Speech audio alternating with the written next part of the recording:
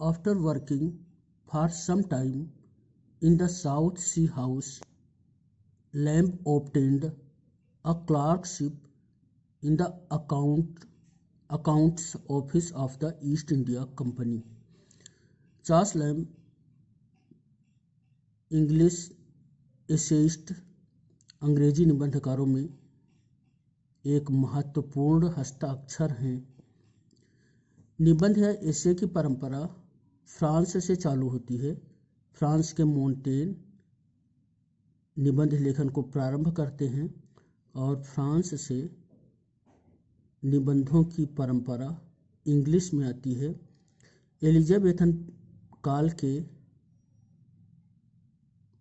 Francis bacon English में निबंध लिखते हैं, इसलिए उनको फादर ऑफ इंग्लिश एसे कहा जाता है। फ्रांसिस बेकन वैज्ञानिक प्रवृत्ति के व्यक्ति थे। उनके निबंध ऑब्जेक्टिव या वस्तुनिष्ठ होते हैं, वे अवैयक्तिक या पर्सनल होते हैं। ये निबंध यानी फ्रांसिस बेकन के निबंध प्रैक्टिकल विजडम या व्यवहारिक ज्ञान से भरे हुए होते हैं। वे कोई आदर्शवादी निबंध नहीं होते हैं। बेकन के निबंध बहुत ही कसे हुए, संक्षिप्त या लैकोनिक होते हैं और उन निबंधों में जो वाक्य होते हैं, कुछ वाक्य तो इतने सुगठित होते हैं कि वे प्रोवर्ब या कोई कहावत जैसे हो जाते हैं। किसी जो उक्तियां होती हैं तो वे कोई उक्ति का आभास दिलाते हैं। रोमांटिक पीरियड में एक महान निबंधकार का उदय होता है और वह निबंधकार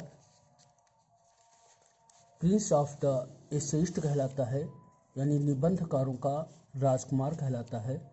और इस महान निबंधकार का नाम चार्ल्स लैम्ब होता है। Charles lamb 1775 to 1835। आज चार्ल्स लैम्ब की इस श्रृंखला में हम लैम्ब के जो व्यक्तिगत जीवन है उसके महत्वपूर्ण तिथियों के बारे में अध्ययन करेंगे।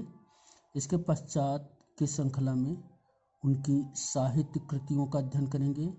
उनके जो सूक्तियाँ हैं, उनके कोटेशंस हैं, उनका अध्ययन करेंगे और उनके एक प्रमुख निबंध ड्रीम चिल्ड्रन का अध्ययन करेंगे तथा अन्य निबंधों पर ध्यान देंगे। चार्ल्स लैम्ब का जन्म वैलेंटाइन दिवस से 4 दिन पहले यानी फरवरी 10, 1775 को हुआ था। लंदन के इनर टेम्पल में चार्ल्स लैम्ब पैदा हुए थे। Birth February 10, 1775, inner temple, city of London, UK, United kingdom. इनका निधन 27 दिसंबर 1834 को एडमोंटन, लंदन में हुआ था। डेथ दिसंबर 27, 1834, एडमोंटन, लंदन, यूके। लैम्ब के पिताजी जॉन लैम्ब थे और इनके जो बड़े भाई थे उनका भी नाम जॉन लैम्ब था। तो इनके फादर जॉन लैम्ब थे और वे एक बहुत ही उदार वकील सैमुअल साल्ट के यहाँ क्लर्क का काम करते थे। Parents, his father John lamb was a clerk to Mr. Samuel Salt, a barrister in the Inner Temple। Charles lamb की माँ का नाम एलिजाबेथ फील्ड था और ड्रीम चिल्ड्रन जो इनका एक बहुत ही प्रसिद्ध निबंध है, उसमें इन्होंने अपनी दादी का नाम एलिस एच के रूप में लिखा है और जो इनकी माँ एलिजाबेथ फील्ड थी way the great grandmother field की पुत्री थी, यानी इनकी दादी जी बहुत प्रसिद्ध थी। His mother Elizabeth Field was the daughter of the great grandmother Field Alice H of Dream Children, यानी जो इनकी दादी the great grandmother Field हैं उनको इन्होंने ड्रीम चिल्ड्रन में एलिस एच नाम दिया है। एजुकेशन, चार्ल्स लैम्ब की पढ़ाई क्राइस्ट हॉस्पिटल में हुई थी। क्राइस्ट हॉस्पिटल एक विद्यालय का नाम है जो कि एक चैरिटी बोर्डिंग स्कूल था, यानी जो गरीब बच्चे थे उनको वहाँ पर उनकी पढ़ाई होती थी और ये बोर्डिंग स्कूल था, अच्छा स्कूल था लेकिन चैरिटी बोर्डिंग स्कूल था। एजुकेशन, इन 1782 इन अक्टूबर 1782 क्राइस्ट हॉस्पिटल अ चैरिटी बोर्डिंग स्कूल, यानी चार्ल्स लैम्ब को इनके जो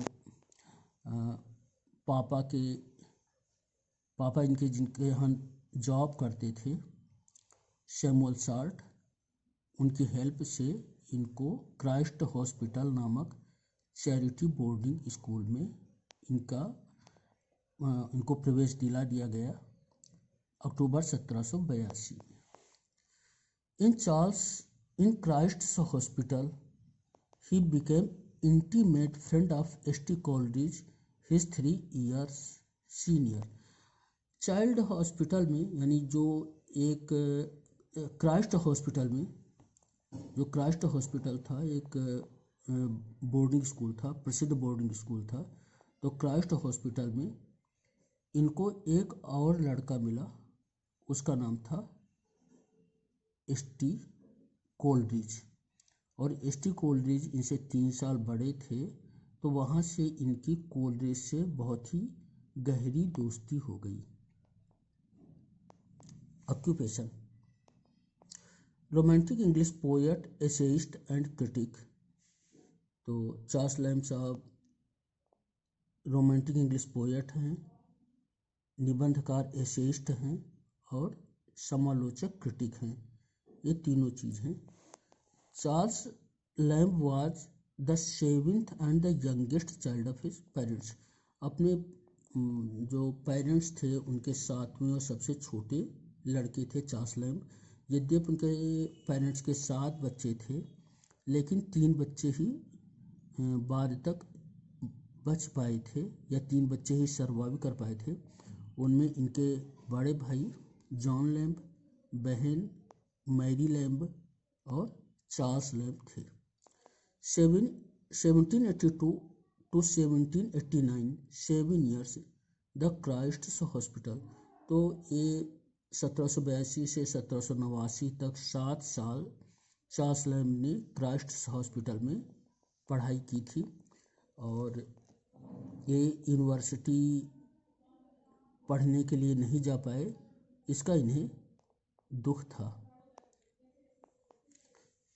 east India house, east India house was the London headquarter of the east India company from which much of British India was governed until the British government took the control of company's possession in India in 1858।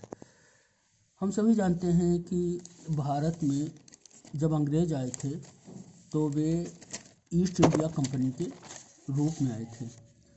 East India company में Charles lamb clerk का काम करने लगे थे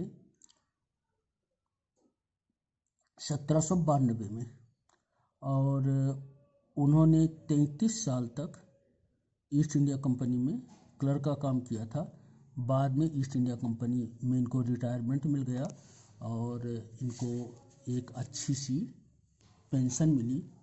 तो Charles lamb east India house, जो कि east India company का मुख्यालय था, उसमें वे क्लर्क थे। और ईस्ट इंडिया कंपनी का शासन भारत में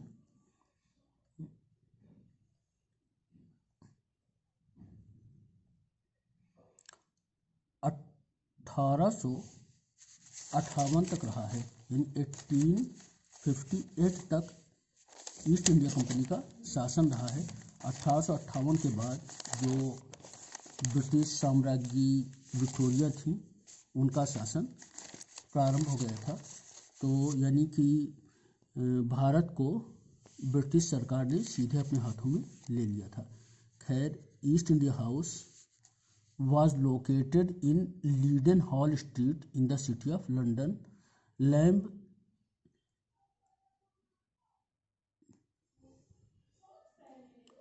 ने 1792 की स्प्रिंग तक लैम्ब ने 1792 से काम करना प्रारंभ किया था और 1825 की स्प्रिंग तक काम किया था। यानी कुल 33 साल ईस्ट इंडिया हाउस में इन्होंने एज ए क्लर्क काम किया था। एंड सिमंस 1792 में लैम्ब का एक असफल प्रेम प्रसंग चला था एन सिमंस से, और जो एन सिमंस हैं इन्होंने बर्ट्राम से शादी की थी। In 1792 Lamb had an unsuccessful love affair with Ann Simmons who married Bertram.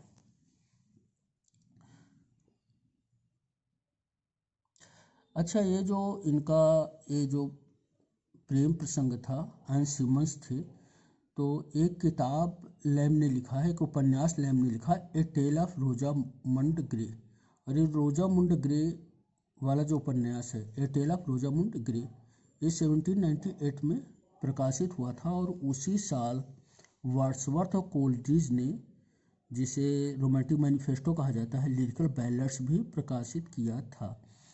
Record of the love exists in the novel A Tale of Rosamund Grey and Old Blind Margaret 1798। Lamb के साथ एक दुर्भाग्य था कि इनके परिवार में एक पागलपन के जीन्स चले आ रहे थे। तो इन 1795 lamb spent 6 weeks in a psychiatric hospital at होक्सटन। 1795 में इनको एक पागलपन का जो है इनको दौरा पड़ा था, फिट्स आए थे पागलपन के, और 6 सप्ताह इनको एक साइकियाट्रिक हॉस्पिटल में अपना उपचार कराना पड़ा था। इससे भी दुखद घटना 22 सितंबर 1796 को होती है, जिसने लैम्ब का जीवन परिवर्तित कर दिया। तो on 22 September 1796 his sister Mary in a fit of madness killed their mother. इनकी बहन मैरी ने वही पागलपन के जो दौरा होता है, पागलपन के जो फिट्स होते हैं, उनमें अपनी माँ को मार दिया था। फैनी केली in 1819 at age 44 Lamb fell in love with an actress Fanny Kelly and proposed, but she refused him and he died a bachelor। तो इनकी ज़िंदगी में 1819 में फैनी केली आती हैं, लेकिन ये भी जो है एक असफल प्रणय सिद्ध होता है। लैम्ब का निधन 27 दिसंबर 1834 को स्ट्रेप्टोकोकल इन्फेक्शन